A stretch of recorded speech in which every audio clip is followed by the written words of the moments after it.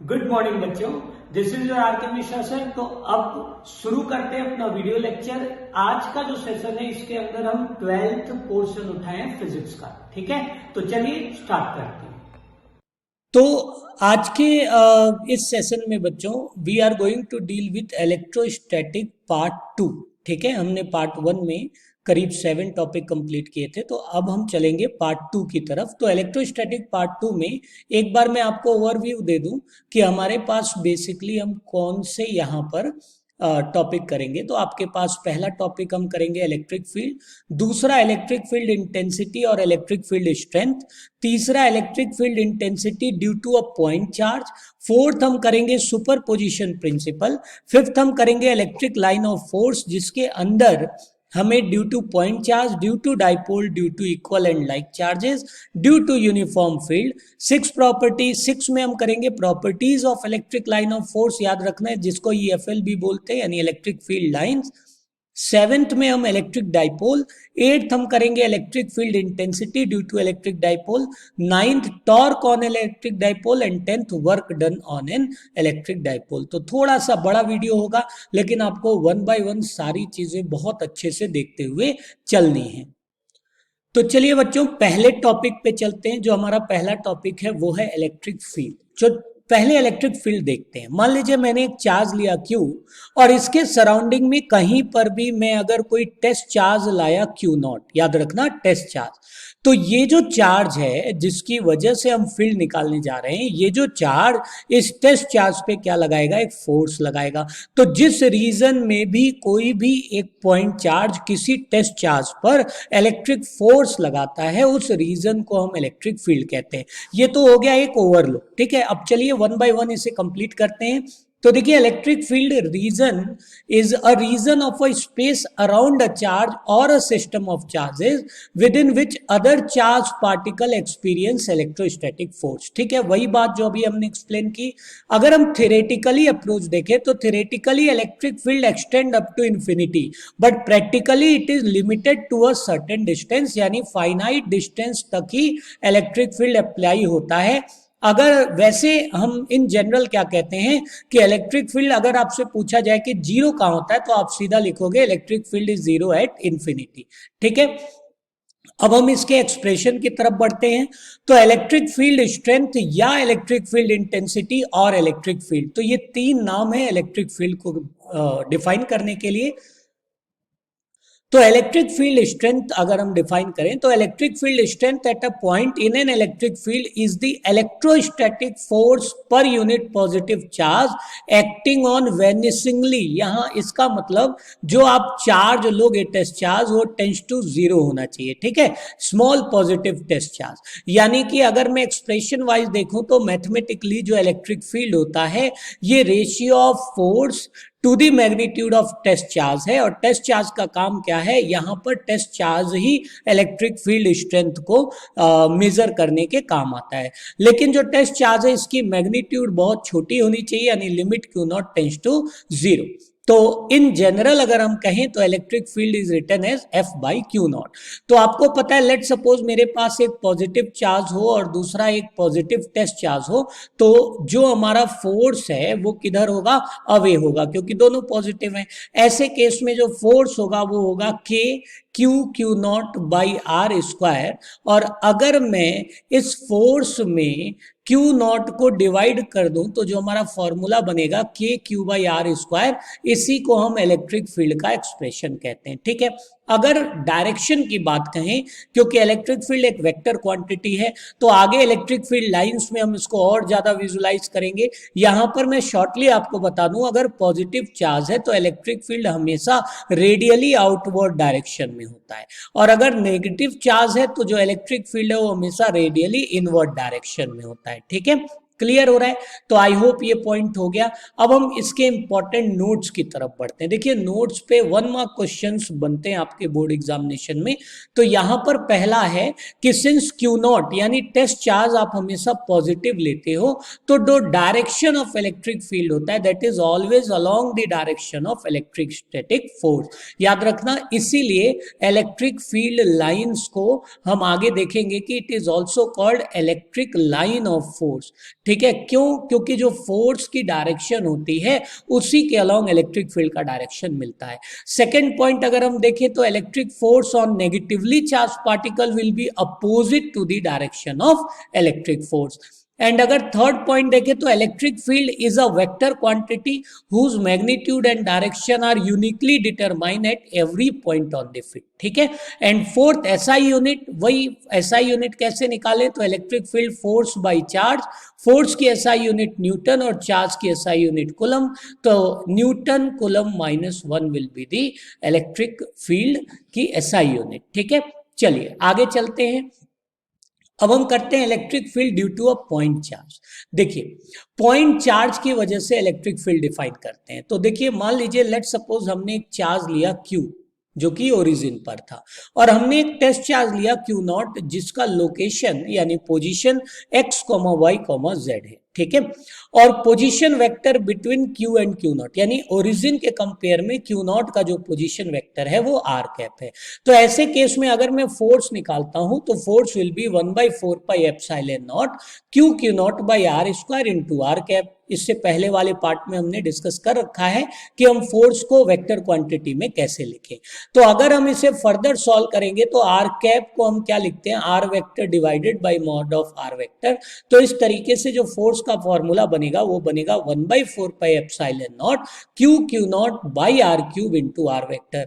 अब यहां से इलेक्ट्रिक फील्ड जो कि F बाई Q0 होता है तो मैं सीधा इलेक्ट्रिक फील्ड निकाल लूंगा 1/4 pi epsilon naught Q by r cube into r vector, ठीक है। Implies that E is equal to, अगर मैं इसे, ये तो आर क्यूब है, याद रखना आर क्यूब का कोई भी फिजिकल सिग्निफिकेंस नहीं होता है, मैं बार बार रिपीट कर रहा हूं, पार्ट 1 में भी आया था, ठीक है। क्योंकि कोई भी जो हमारा फील्ड और फोर्स दोनों ही इनवर्स स्क्वायर लॉ को फॉलो करते हैं। तो एक्चुअल में एग्जैक्ट रिप्रेजेंटेशन अगर हम करें तो electric field will be represented by 1/4 pi epsilon naught Q by R square. अब चूंकि electric field inversely proportional to R square है because it follow inverse square law, तो जो ग्राफ अगर हम बनाए E और R के बीच में तो आपको कुछ ऐसा मिलेगा, ठीक है। नोट कर लीजिए। अब कुछ पॉइंट देख लेते हैं। जो electric field due to point charge है उसका एक स्फेरिकल सिमेट्री होता है। स्फेरिकल सिमेट्री मतलब मान लो मैंने यहाँ एक पॉइंट चार्ज ले लिया, तो अगर इसका मैं इलेक्ट्रिक फील्ड देखूं तो इसका इलेक्ट्रिक फील्ड एक स्फेरिकल चारों डायरेक्शन यानी कि ऑल द डायमेंशन में अगर आपने स्फीयर एज अ होल बना है तो स्फेरिकल सिमेट्री बनाती है, ठीक है। अगर Q ग्रेटर देन 0 यानी पॉजिटिव है, अभी हमने ये बात इससे पहले वाले पॉइंट में बताई थी कि रेडियली आउटवर्ड होता है, और अगर Q लेस देन 0 है तो field will B radially inward, ठीक है। अब हम चलते हैं electric field in terms of coordinate, यानी अगर मुझे आई कैप, जे कैप और जेड कैप यानी जी कैप के टर्म्स में अगर मुझे इलेक्ट्रिक फील्ड लिखना है तो हम इलेक्ट्रिक फील्ड को डिफाइन करते हैं 1/4 pi epsilon naught Q divided by magnitude of this vector, और आपको पता है magnitude of this vector will be equal to coefficient of x square यानी आई कैप का जो कोफिशिएंट है plus y square plus z square, ठीक है। तो इसका मैग्नीट्यूड हो गया, और बाद में हम इस वेक्टर को पहले कैप में और उसके बाद जब हम ओपन करते हैं, यानी अगर मैं इस कैप को ओपन करूं तो हमारे पास जो फॉर्मूला बनता है वो बनता है x i cap plus y j cap plus z k cap divided by x square plus y square plus z square का 1/2, और ऑलरेडी यहां पर Q by x square plus y square plus z square का whole square था, तो square plus 1/2 को अगर हम एच करें तो पावर सेम है, तो बेस सेम है, तो व्हाट यू गेट 3/2। तो ये हमारा जो इलेक्ट्रिक फील्ड का फॉर्मूला बनता है, this is in terms of coordinate, ठीक है। अब आता है सुपरपोजिशन प्रिंसिपल। तो देखिए force as well as field दोनों ही सुपरपोजिशन प्रिंसिपल फॉलो करते हैं। सुपरपोजिशन प्रिंसिपल का मतलब है कि अगर मान लीजिए मैंने इस Q1 पर नेट फील्ड निकालना चाहा due to number of charges, आप देख रहे हो Q2, Q3, Q4 and Q5, तो हमें क्या करना होगा कि जितना बाकी चार्जेस का फील्ड है यहाँ पर, उसी का हमें वेक्टर सम करना है, यानी इनके आपस के इंटरेक्शन से हमें कोई लेना देना नहीं है। जिसको आप सुपर पोजिशन पे कर देते हो उस पर नेट फोर्स क्या लग रहा है, और बाद में नेट फोर्स को इसी चार्ज से, यानी जिस चार्ज के लिए आप निकाल रहे हो, यानी जो चार्ज सुपर पोजिशन पे है, उस नेट फोर्स को जब आप Q1 से डिवाइड करोगे तो आपका इलेक्ट्रिक फील्ड निकल के आ जाएगा। ठीक है, तो ये इंपॉर्टेंट है, आपको हमेशा इसे याद रखना है। अब कुछ नोट जो कि 1 मार्क एंड रीजनिंग असर्शन के लिए बहुत ज्यादा इंपॉर्टेंट होते हैं, एमसीक्यूज भी यहां पर बनते हैं। तो देखिए, interaction must be on a charge which is to be studied due to other charge, यानी कि जिसको आप सुपर पोजिशन कर रहे हो उसी पर आप बाकी सब कितना नेट फोर्स उस पर लगा रहे हैं वो कैलकुलेट करेंगे। बाकी चार्जेस आपस में कितना फोर्स लगा रहे हैं उससे हमारा कोई लेना देना नहीं होता है। सेकेंड पॉइंट अगर हम देखें, charge on which the influence due to other charges is to be found is assume to be floating charge and others are rigidly fixed, यानी कि जिसको आप सुपर पोजीशन पे रखते हो उसको हम एज्यूम करते हैं कि वो एक फ्लोटिंग चार्ज है, यानी कि उस पर फोर्स लग रहा है और वो टेंस टू मूवेबल है। ठीक है, लेकिन बाकी जो चार्जेस हैं उनका लोकेशन हम फिक्स कर लेते हैं। जैसे कि एग्जांपल में फर्स्ट चार्ज अगर फ्लोटिंग है तो वो रिपेल करेगा Q2 की वजह से, क्योंकि Q1 भी यहाँ पर जो फर्स्ट चार्ज था वो पॉजिटिव था और Q2 क्या था, एंड Q4 दोनों पॉजिटिव था, तो वो उसको रिपल्सन करेंगे। लेकिन Q3 एंड Q5 एक बार फिगर आपको दिखा दूं, ये रहा देखिए, Q3 एंड Q5 जो चार्ज था ये नेगेटिव था, तो ये क्या करेंगे, ये अट्रैक्ट करेंगे। ठीक है, तो ये जो पॉइंट है ये आपको 100% माइंड में रख के चलना है। अब एक और पॉइंट है, the interaction between other charges must be ignored. जैसा मैंने बताया था, आपस में जो चार्ज हैं, जो फिक्स चार्ज जैसे आप लेते हो, वो कितना इंट्रैक्ट कर रहे हैं उनसे हमारा कोई लेना देना नहीं होता है। तो superposition holds good for electric field as well as force. ठीक है, अब हमारा आता है इंपॉर्टेंट टॉपिक, याद रखना सबसे इंपॉर्टेंट टॉपिक इस चैप्टर में जिसपे क्वेश्चंस बहुत मिलते हैं 1 और 2 मार्क्स में, वो है इलेक्ट्रिक लाइन ऑफ फोर्स, जिसे हम EFL भी कहते हैं, that is electric field line. What do you mean by electric field line? तो देखिए, किसी भी रीजन में अगर इलेक्ट्रिक फील्ड मुझे दिखाना है तो मैं क्या करूंगा, किसी एक ऐसी इमेजिनरी स्ट्रेट या कर्व्ड लाइन के यूज से दिखाऊंगा जिसपे कंडीशन होना चाहिए कि इस जो लाइन है, चाहे वो स्ट्रेट या कर्व है, इसके किसी पॉइंट पे जब आप टेंजेंट ड्रॉ करोगे तो वो टेंजेंट उस पॉइंट पर इलेक्ट्रिक फील्ड का डायरेक्शन शो करना चाहिए। क्लियर हो रहा है? तो अगर मैं इसका डेफिनेशन देखूं तो electric field line of force is a imaginary straight और curve path along which the unit positive charge is supposed to move when free to do so in an electric field. यानी कि एक तो इसको tangent वाले से भी आप डिफाइन कर सकते हो, एक आप कोई चार्ज ले लो, अगर किसी चार्ज को इलेक्ट्रिक फील्ड लाइन पे रखते हो, पॉजिटिव चार्ज को, तो फील्ड लाइन के अलोंग मूव करना चाहिए। ठीक है, क्यों? क्योंकि आगे चल के आप देखोगे कि इलेक्ट्रिक फील्ड लाइन हमेशा पॉजिटिव से नेगेटिव की तरफ रहती है। ठीक है, तो मान लो मैंने कोई पॉजिटिव चार्ज लिया, तो आप देख रहे होगे कि जो पॉजिटिव चार्ज है ये किधर की तरफ फ्लो करेगा, ये प्लस से माइनस की तरफ फ्लो करेगा। तो वही यहां पर डेफिनेशन के रिस्पेक्ट में लिखा गया है।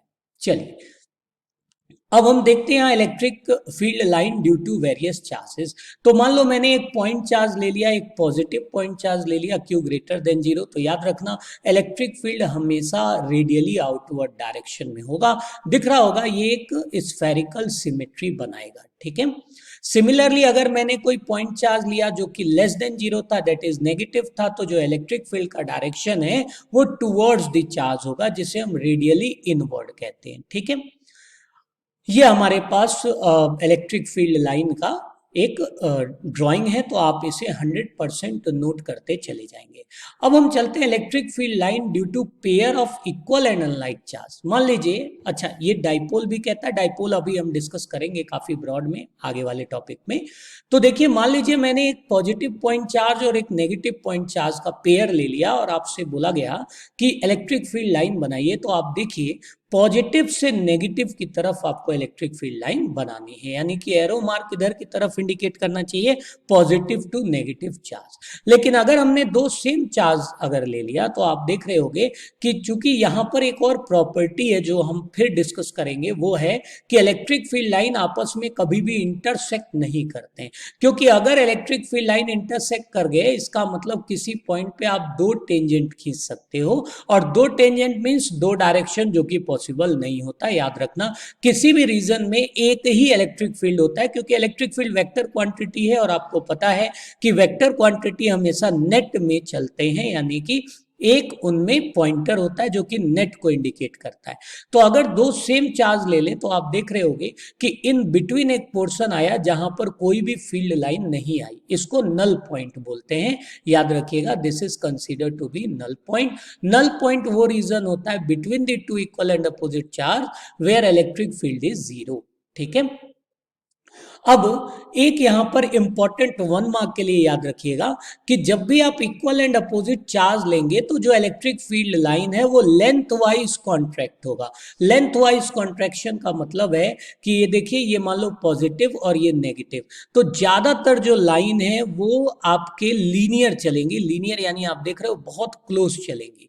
लेकिन अगर आपने सेम चार्ज ले लिया तो चूंकि वो रिपल्सन कर रहे हैं, तो आप देख रहे होगे सेम चार्ज में जो आपका इलेक्ट्रिक फील्ड लाइन है वो अवे चल रही, यानी कि लॉन्गिट्यूडनल न चल के एक एरिया में, यानी लेटरल साइड वे प्रेशर मिलता है रिपल्सन की वजह से। तो ये नोट कर लीजिए, ये इंपॉर्टेंट पॉइंट है 1 मार्क के लिए।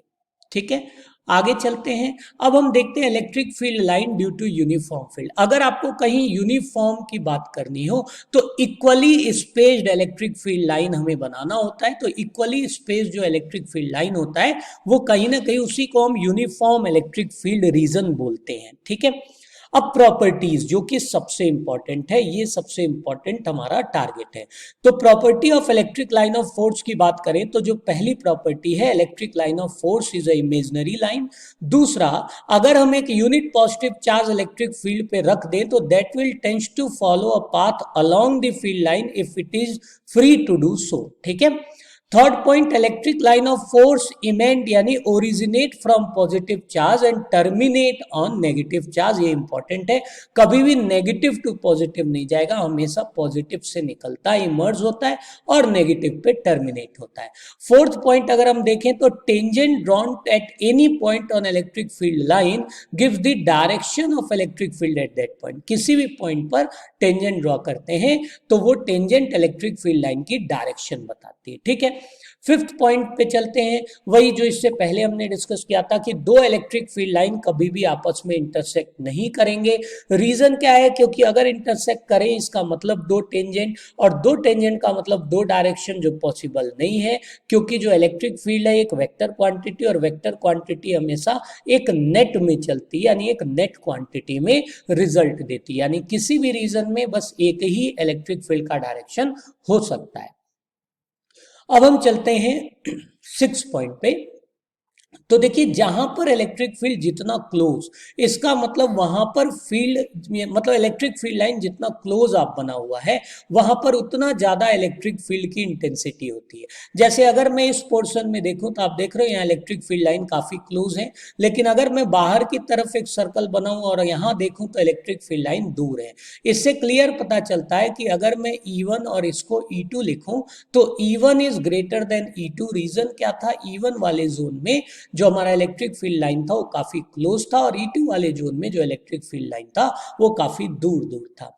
अब आते हैं 7 पॉइंट पे, electric line of force are perpendicular to surface. देखिए बहुत इंपॉर्टेंट है, जब भी इलेक्ट्रिक फील्ड लाइन इमर्ज करता है या एंड होता है यानी नेगेटिव चार्ज की तरफ, तो हमेशा वो परपेंडिकुलर ही निकलता है। उसका रीजन क्या है? मान लीजिए मैंने एक लाइन ऐसे निकाल दी, तो आप देख रहे हो ये, अगर आप देखो परपेंडिकुलर नहीं है, और अगर मैंने ऐसे निकाल दी और इसे एक्सटेंड किया तो आप देखोगे आगे चल के क्या होगा, एक दूसरे को इंटरसेक्ट कर लेता है। इसीलिए कभी भी जो इलेक्ट्रिक फील्ड लाइन है वो हमेशा परपेंडिकुलर इमर्ज होता है, या परपेंडिकुलर ही आप एंड होता है, यानी नेगेटिव चार्ज की तरफ जाता है। अब हम आते हैं 8th पॉइंट पे, electric field line of force contract lengthwise to represent attraction. यानी अगर कहीं electric line of force lengthwise contract हो रहा है, देखिए इसे लेंथ वाइज कॉन्ट्रैक्शन कहते हैं, इसका मतलब ये रिजल्ट देता है, ये क्या बताता है कि ये अट्रैक्शन बता रहा है। लेकिन अगर कहीं इलेक्ट्रिक फील्ड लाइन एक दूसरे से दूर जा रही है, इसका मतलब जिसे हम साइडवे लेटरल प्रेशर कहते हैं, इसका मतलब ये रिपल्सन हो रहा है, यानी जो दो हमारे पास चार्ज हैं वो दोनों सेम टाइप ऑफ चार्ज हैं। ठीक है, अब हम चलते हैं अपने 10th पॉइंट पे। 10th पॉइंट कहता है number of line crossing per unit cross sectional area perpendicular to the field line is directly proportional to the magnitude of electric field line. देखिए ये क्या कह रहा है, मान लीजिए मैंने एक सरफेस ले लिया और इसमें से बहुत सारी इलेक्ट्रिक फील्ड लाइन क्रॉस कर रही है। ठीक है, तो जितना ज्यादा इलेक्ट्रिक फील्ड लाइन, जितना नंबर जितने एरिया में मूव करेंगी, इसका मतलब इलेक्ट्रिक फील्ड लाइन उतना लार्ज है। मान लो मैंने एक सरफेस लिया जिसमें सिर्फ 10 इलेक्ट्रिक फील्ड लाइन हमने मूव कराया, पार कराया यानी क्रॉस कराया, और दूसरे में मैंने 20 इलेक्ट्रिक फील्ड लाइन क्रॉस कराया, तो 20 का मतलब ज्यादा क्लोजर चलेंगे इलेक्ट्रिक फील्ड लाइंस, और ज्यादा क्लोजर का मतलब है कि ज्यादा इलेक्ट्रिक फील्ड होगा। ठीक है, तो ये पॉइंट भी इंपॉर्टेंट है, इसे नोट कर लीजिए। अब हम आते हैं 11th पॉइंट पे, electric line of force do not pass through the conductor. ये बहुत इंपॉर्टेंट है, कभी भी किसी कंडक्टर से इलेक्ट्रिक फील्ड लाइन क्रॉस नहीं करती है। रीजन क्या है, रीजन ये है कि किसी भी कंडक्टर के अंदर, ये हम गॉस लॉ में देखेंगे इस एप्लीकेशन को, इलेक्ट्रिक फील्ड जीरो होता है, क्योंकि कंडक्टर में चार्जेस कभी भी सरफेस पर ही रेसाइड कर सकते हैं, अंदर नहीं आ सकते हैं। ठीक है, इसीलिए इलेक्ट्रिक फील्ड लाइन कभी भी कंडक्टर से पास नहीं करता है, और इसी वजह से इसको इलेक्ट्रोस्टैटिक शील्डिंग भी कहते हैं। यानी अगर आप किसी हॉलो कंडक्टर में किसी चार्ज को रख दो तो वो एक्सटर्नल फील्ड से उसका कोई लेना देना नहीं होगा, यानी वो शील्डेड रहेगा एक्सटर्नल फील्ड से। और 12th पॉइंट है electric line of force can pass through insulator. अगर कोई नॉन कंडक्टर यानी इंसुलेटर है और उससे अगर आप इलेक्ट्रिक फील्ड लाइन को आप पास कराना चाहो तो वो आराम से पास कर जाएगी। अब आता है हमारा अगला जो टॉपिक, अगला है इलेक्ट्रिक डाइपोल। देखिए what do you mean by electric dipole. तो इलेक्ट्रिक डाइपोल हमेशा याद रखना एक ऐसा सिस्टम जो कंसिस्ट होता है equal and opposite charge placed at two way distance. Two way distance क्यों, क्योंकि ये क्या है, इसे जब हम एक्सटर्नल मैग्नेट इलेक्ट्रिक फील्ड में रखेंगे तो ये रोटेट करेगा, और जब रोटेट करेगा तो obviously with reference to centre करेगा। तो हमारा जो कैलकुलेशन है उसको इजी करने के लिए हम क्या करते हैं कि 2a ले लेते हैं, ताकि a/2 में कैलकुलेशंस ना आए। ठीक है, अब इसको डिफाइन कर लेते हैं। तो electric dipole is a pair of equal and opposite charge separated by very small distance. Clear हो रहा है, यानी फाइनाइट डिस्टेंस तो होता है, लेकिन जो ये डिस्टेंस है ये बहुत स्मॉल होना चाहिए, ये इसकी खासियत होती है। Electric field produce by dipole is called dipole field. Electric dipole movement, अब देखिए मैंने अभी बताया कि इसे जब हम एक्सटर्नल इलेक्ट्रिक फील्ड में रखेंगे तो ये टेंड्स टू रोटेट होगा। ठीक है, तो जब कोई भी चीज रोटेट करती है तो उसके अंदर एक मूवमेंट भी आता है, यहां पर इलेक्ट्रिक डाइपोल मूवमेंट कहते हैं डाइपोल के, जब डाइपोल रोटेट करता है। तो जो इलेक्ट्रिक डाइपोल मूवमेंट है ये एक वेक्टर क्वांटिटी है जो कि मेजर करता है स्ट्रेंथ ऑफ इलेक्ट्रिक डाइपोल, यानी किसी पॉइंट पे इलेक्ट्रिक डाइपोल का स्ट्रेंथ कितना है उसे मेजर करने के लिए हमें इलेक्ट्रिक डाइपोल मूवमेंट की जरूरत पड़ती है। ठीक है, तो इसे रिप्रेजेंट करते हैं P vector is equal to Q cross 2L। ठीक है, Q into 2L, where L या L ले लो या A ले लो, वट एवर, L A दोनों ही रिप्रेजेंट करता है सेपरेशन को। अच्छा, इसका डायरेक्शन की अगर हम बात करें तो जो इलेक्ट्रिक डाइपोल मूवमेंट है इसका डायरेक्शन हमेशा नेगेटिव टू पॉजिटिव चार्ज होता है। याद रखना, इन जनरल हम कह सकते हैं इलेक्ट्रिक फील्ड का जो जनरल डायरेक्शन है उसके अपोजिट, क्योंकि इलेक्ट्रिक फील्ड का जो जनरल डायरेक्शन है वो किधर होता है, वो होता है प्लस से माइनस, लेकिन जो डाइपोल मूवमेंट है हमारा इसका जो डायरेक्शन है ये कहाँ है, ये नेगेटिव टू पॉजिटिव, ठीक है। अब magnitude of electric dipole movement is the product of magnitude of either charge and the distance between the two charges. Direction अभी हमने बता ही दिया कि it is negative to positive charge. ऐसा यूनिट की अगर हम बात करें तो आपको पता है P is equal to Q into 2a, और Q यहां पर कुलम और A मीन्स मीटर, तो ऐसा यूनिट बन जाएगा हमारा कुलम्ब मीटर, ठीक है। आई होप क्लियर हो गया। अब हम चलते हैं इसके इंपॉर्टेंट नोट पे। तो नोट याद रखना, जब भी हम कभी भी आइडियल डाइपोल के रिलेटेड बात करेंगे तो आइडियल डाइपोल का मतलब है कि a dipole is said to be ideal in which charge become larger and separation become smaller. यानी A टेंड्स टू 0 अगर मैं कहीं रखता हूं, इसका मतलब मैं किसकी बात करता हूं, मैं आइडियल डाइपोल की बात कर रहा हूं, यानी आइडियल इलेक्ट्रिक डाइपोल की बात कर रहे हैं, ठीक है, नोट कर लीजिए। अब हम चलते हैं अपने अगले टॉपिक पे। अगला टॉपिक है electric field intensity due to electric dipole, ठीक है। तो जब हम इंटेंसिटी यानी फील्ड निकालते हैं तो हमारे पास दो रेफरेंस पॉइंट होता है, एक पॉइंट एक्सियल और एक पॉइंट इक्वेटोरियल। तो हम पहले देखते हैं एक्सियल पॉइंट, ठीक है।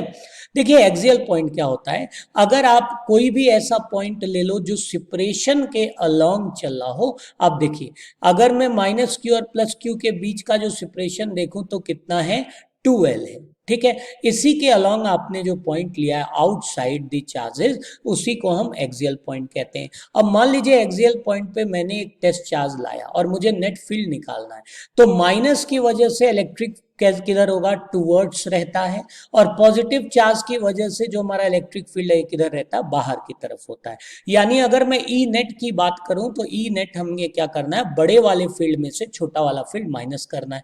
अब ये देखिए यहाँ पॉजिटिव वाला जो चार्ज है वो पास था, इसलिए हम मान के चल रहे हैं कि जो पॉजिटिव वाला फील्ड है वो ज्यादा है। तो ऐसे केस में हम ई बी माइनस ई ए कर रहे हैं, और ई ए हम पहले निकालें, ई ए का मतलब माइनस क्यू की वजह से यहां पर फील्ड। तो अगर आप टोटल डिस्टेंस देखो तो आप ध्यान दे रहे होगे यहां तक तो सेंटर से L है और ये L है, और सेंटर से हमने क्या ले रखा है, X ले रखा है। तो A और P के बीच का जो गैप है वो हो जाएगा X प्लस L, ठीक है। तो इलेक्ट्रिक फील्ड हो जाएगा 1/4 pi epsilon naught Q divided by X plus L का होल स्क्वायर। आई कैप का मतलब पॉजिटिव X एक्सिस के अलोंग। दूसरा हमारा ईबी वेक्टर, ठीक है, यानी electric field due to B. अगर हम ईबी की जगह देखें तो डिस्टेंस में ओरिजिन से यानी सेंटर से, ओरिजिन नहीं सेंटर से अगर हम देखें तो सेंटर से P पॉइंट X है और OB L है, तो ये जो डिस्टेंस है this will be X minus L। तो जो इलेक्ट्रिक फील्ड होगा ये होगा 1/4 pi epsilon naught Q by X minus L का होल स्क्वायर, और जो डायरेक्शन होगा वो माइनस आई कैप के अलोंग होगा, ठीक है, यानी नेगेटिव एक्स एक्सिस में। अब हम दोनों का नेट निकाल लिए, तो दोनों का नेट निकाल लिए तो 1/4 pi epsilon naught Q by X minus L का होल स्क्वायर, क्योंकि ये नेगेटिव था तो हमने यहाँ पर पहले रख दिया, और minus Q by X plus L का होल स्क्वायर, दोनों का एलसीएम ले लीजिए और इसे फर्दर सॉल्व करेंगे तो आपका इलेक्ट्रिक फील्ड आ जाएगा 2। अब यहाँ पर मैं एक बार सॉल्व कर देता हूँ। देखिए अगर आप ध्यान दो तो यहाँ आ जाएगा 4QL X by 4 pi epsilon naught X square minus L square का होल स्क्वायर। बट हम सबको पता है कि P की वैल्यू होती Q into 2A।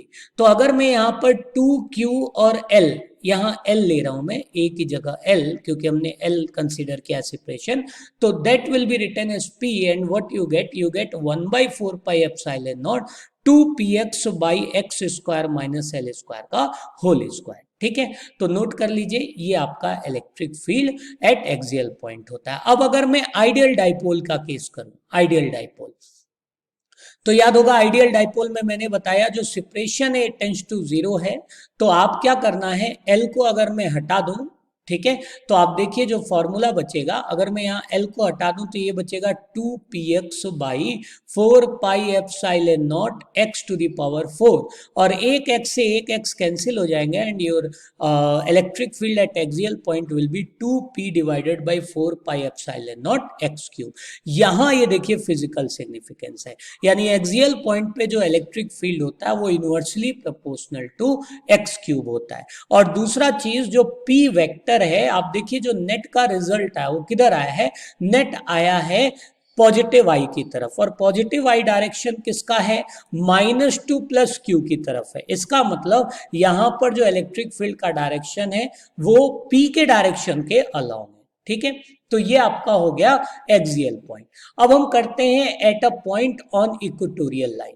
Equatorial line का मतलब होता है, देखिए ध्यान से, ऐसा लाइन जो सेंटर से पास कर रहा हो डाइपोल के सिस्टम से और परपेंडिकुलर बाइसेक्टर हो। परपेंडिकुलर बाइसेक्टर का मतलब ये 90 डिग्री हो and this distance must be equal to this distance, ठीक है। तो अगर मैं इस केस के लिए इलेक्ट्रिक फील्ड निकालूं, यानी जो क्यू पॉइंट है ये हमारा इक्वेटोरियल पॉइंट है, तो आप देख रहे होंगे पॉजिटिव की वजह से इलेक्ट्रिक फील्ड बाहर की तरफ, नेगेटिव की वजह से इलेक्ट्रिक फील्ड टुवर्ड्स, और ये थीटा, तो जो टोटल एंगल 2 थीटा।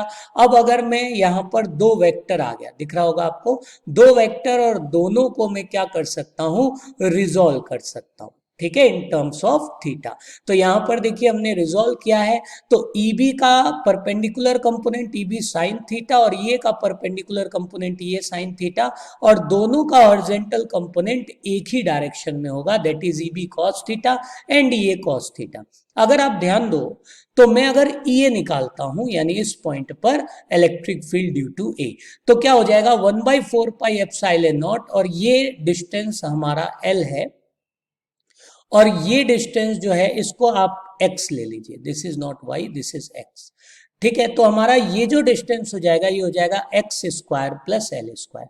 तो ये will be q by x square plus L square, और EB हो जाएगा 1/4 pi epsilon naught q by x square plus A square. अब मैं जब दोनों को देखा तो दोनों की मैग्नीट्यूड सेम है, मैग्नीट्यूड सेम होने की वजह से EB साइन थीटा और ये साइन थीटा दोनों क्या हो जाएंगे बच्चों, कैंसिल हो जाएंगे, सिर्फ ये जो दो वेक्टर है ये दोनों जुड़ेंगे, that is EB cos theta will be added with EA cos theta. तो चलिए इसको ऐड कर लेते हैं। तो आप देखिए यहां पर net field at equatorial point क्या हो जाएगा, EA cos theta plus EB cos theta. Value रखेंगे EA की और EB की, और फर्दर इसे सॉल्व करेंगे तो हमें मिलेगा EQ is equal to 2Q divided by 4 pi epsilon naught x square L square, और ये जो वैल्यू आपको दिख रहा है ये cos थीटा। आप देखिए इस ट्रायंगल से अगर मैं cos थीटा निकालूं तो cos theta will B base by hypotenuse, ठीक है।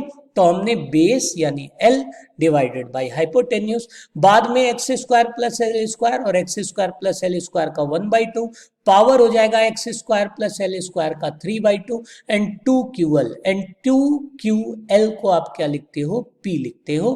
तो electric field will be equal to 1/4 pi epsilon naught P divided by x square plus L square का 3/2, ठीक है। अब हम क्या करेंगे, अब हम इसमें निकालेंगे आइडियल डाइपोल का केस। तो जैसा हमने बताया था आइडियल डाइपोल में एट L टेंड्स टू 0 कर देना है, तो L टेंड्स टू 0 करोगे तो ये 1/4 pi epsilon naught P divided by x cube हो जाएगा, ठीक है, और यही हमारा फाइनल आउटपुट होगा। बट यहां इंपॉर्टेंट क्या है, यहां इंपॉर्टेंट है डायरेक्शन। अगर आप देखो तो मेरा ये, अगर हम फिगर पे चलते हैं, देखिए हमारा जो फिगर था उसमें हमने पहले -Q लिया था और +Q लिया था, और जो नेट फील्ड आ रहा है वो इस डायरेक्शन में आ रहा है, यानी +2 माइनस। और आपको पता है P वेक्टर हमेशा कहां से कहां चलेगा, नेगेटिव टू पॉजिटिव। तो ये इंपॉर्टेंट है कि direction of electric field at a point on equatorial line due to dipole is parallel and opposite to the direction of dipole movement. Clear है, पैरेलल होगा और अपोजिट होगा, ठीक। चलिए, तो यहां से अगर हम दोनों के यानी E एक्सियल और E इक्वेटोरियल का अगर मैं रिलेशन निकालूं तो E एक्सियल देखिए आपका क्या आया है, E एक्सियल आया है 2kp बाई एक्स क्यूब, और E इक्वेटोरियल आपका आया है kp बाई एक्स क्यूब। तो अगर हम दोनों का रिलेशन देखें तो E axial is equal to twice of E equatorial, E equatorial, यानी कि एक्सियल पॉइंट पे जो फील्ड होता है वो ट्वाइस ऑफ इक्वेटोरियल पॉइंट के होता है, यानी डबल होता है, ठीक। ये कंक्लूजन है इंपॉर्टेंट। अब हम आते हैं torque on electric dipole in uniform electric field. तो देखिए अगर हम टॉर्क की बात करते हैं तो अभी हमने बताया था कि जब भी किसी भी आप डाइपोल को एक्सटर्नल इलेक्ट्रिक फील्ड यहां पर हमने रखा यूनिफॉर्म में। कैसे पता चला यूनिफॉर्म? आप देखिए जो इलेक्ट्रिक फील्ड लाइन है इनका सेपरेशन एक जैसा है। तो जब हम इलेक्ट्रिक डाइपोल को एक्सटर्नल इलेक्ट्रिक फील्ड में रखेंगे तो आप देखिए इलेक्ट्रिक फील्ड हमेशा पॉजिटिव टू नेगेटिव जाती है। ये देखिए नेगेटिव चार्ज पे पॉजिटिव वाला अपनी तरफ ताकत लगाएगा और पॉजिटिव पे नेगेटिव वाला अपनी तरफ लगाएगा। तो अगर आप ध्यान दे रहे होगे तो आपके पास दो इक्वल एंड अपोजिट फोर्स लग रहा है, that is QE and QE। और आपको पता है किसी सिस्टम पे जब दो इक्वल एंड अपोजिट फोर्स लगता है तो वो नेट फोर्स जीरो हो जाएगा, यानी वो ट्रांसलेशनल मोशन नहीं करेगा। वो क्या नहीं करेगा? ट्रांसलेशनल। लेकिन वो रोटेट करेगा, क्योंकि इक्वल एंड अपोजिट फोर्स किसी भी बॉडी पे जब लगती है तो वो ट्रांसलेशनल यानी यूं ऐसे तो मूव नहीं करेगा, यानी हॉरिजेंटल नहीं मूव करेगा। बट यस, अगर आप एक ताकत इधर और एक ताकत इधर लगते हो तो बॉडी क्या करेगी? रोटेट करने लगेगी। तो ये चीज इंपॉर्टेंट है कि जब भी हम किसी इलेक्ट्रिक डाइपोल को एक्सटर्नल इलेक्ट्रिक फील्ड में रखते हैं तो वो क्या करता है? रोटेट करने लगता है। अब हमें यहाँ पर रोटेट करता है, इसका मतलब हमें एक्सप्रेशन फॉर टॉर्क निकालना है। तो चलिए टॉर्क का अगर हम फॉर्मूला देखें तो क्या होता है? Electric force into perpendicular distance.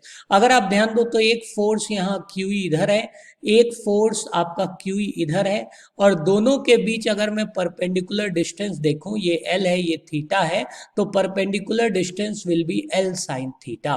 ठीक, तो torque will be equal to QE into में। अब चूंकि आपको पता है कि दोनों चार्ज के बीच में हमने डिस्टेंस 2L लिया है, तो this will be 2L sine theta, और Q इंटू 2L को हम P अगर लिख दें तो torque will be PE sine theta, that is torque will B P cross E, यानी cross product of electric dipole movement and electric field. ठीक है, नोट कर लीजिए, आई होप क्लियर हो गया होगा। अब इसमें कुछ केसेस देख लेते हैं। देखिए अब चूंकि क्रॉस प्रोडक्ट है, यानी कि अगर P vector parallel to E vector है, इसका मतलब theta will be 0, then there will be no torque. अगर थीटा 90 हो यानी P is perpendicular to electric field, तो torque will be PE, that is maximum torque कहलाता है।